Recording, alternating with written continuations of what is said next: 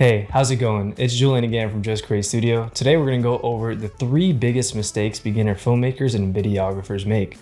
We know from personal experience as we have made mistakes starting off, but we also have seen tons of other beginners make these mistakes too.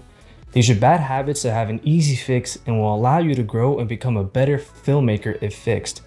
If you guys have any other questions and want to learn how we make money creating videos for businesses, check out our website. We'll drop the link below. Now, let's get into the video and go over the 3 biggest mistakes. The first mistake is poor lighting.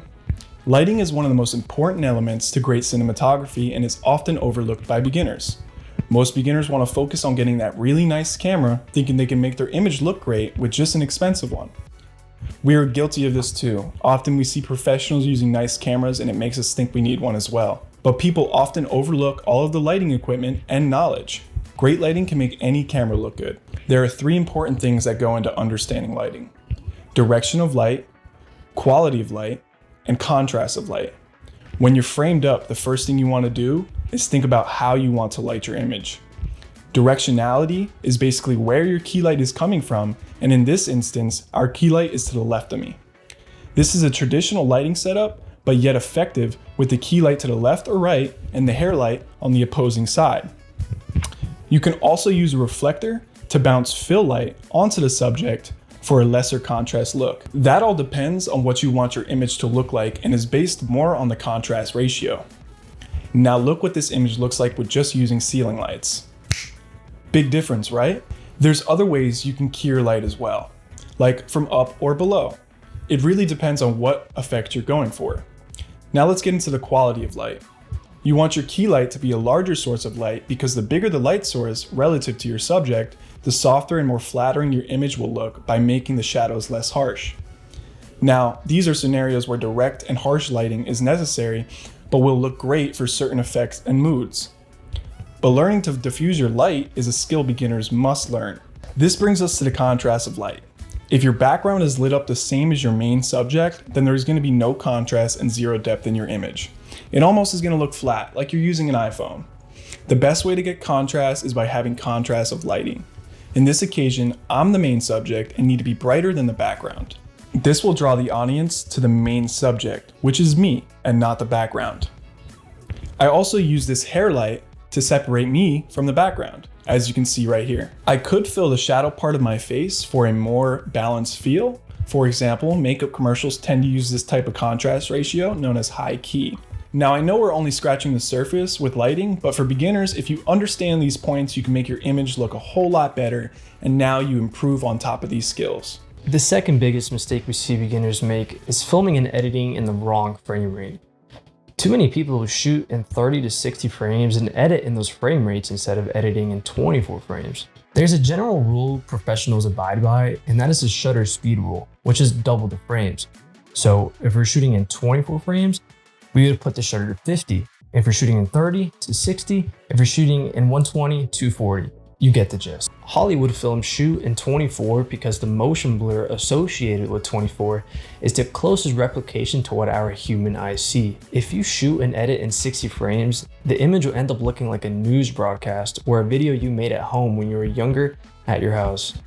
Now, there are times when you want to use higher frame rates, but that is when you expect to slow the frames down to 24 when editing. For example, wedding shots are often shot in 60 frames to get that slow, dreamy look. Drone videos would be shot in 30 frames, then slow down to 40 in post to remove any of those micro jitters. For real-time shoots and scenarios, we use 24 frames. For example, this is being shot and edited in 24 frames.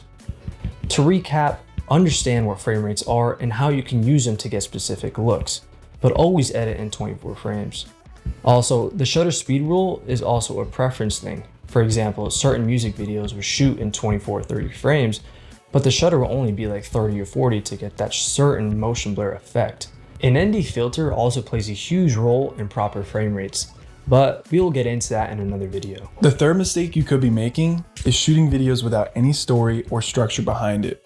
For example, when we started our filmmaking journey, we would just shoot a video for a business and literally have no goal behind it. The audience wouldn't know if we're trying to sell something, promote something, or just educate them. We'd put random shots together with some music and just send it over. If you're looking to make a profession out of this, making a video with a purpose and a goal is crucial to getting those high-ticket clients. Imagine making a video for your clients and they don't even know what the purpose of it is. Step 1 in telling a good story, creating emotion, and what type of emotion we want to portray in this video. You know you succeeded in telling a great story if your viewer felt a particular emotion you were portraying. If you're trying to make your audience happy with your video, but they're sad, then you're probably doing something wrong. You don't want your audience to be confused when watching your video. Well, how do we know we're telling a good story while we're shooting?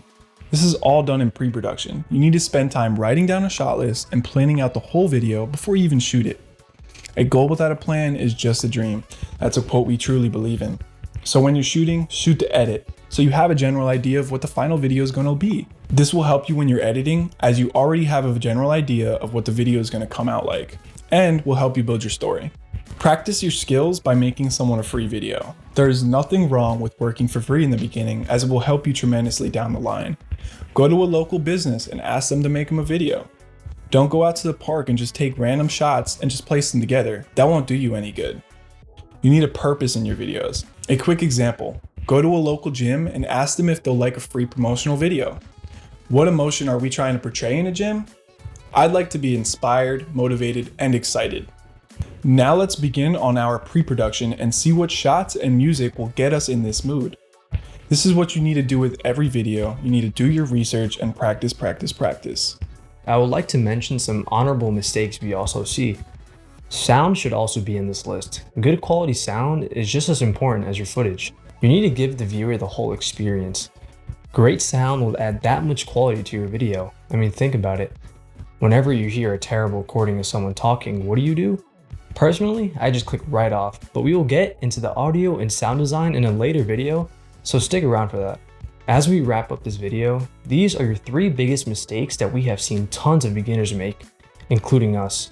Like we said, there's tons of other mistakes that we could talk about, but if you focus on improving these 3 skills, it can help quickly improve your video and give you somewhere to start. We all want to make our videos look cinematic and professional, but in order to do that, it takes tons of practice, so utilize these skills that we talked about today on your next video. I hope this has helped everyone, and if you have any further questions, just shoot us an email. I'll link the email down below in the description. Stay tuned for next week's video if you truly want to improve your skills. Hit the subscribe button and join us on our journey. See you guys in the next one. Thanks for watching.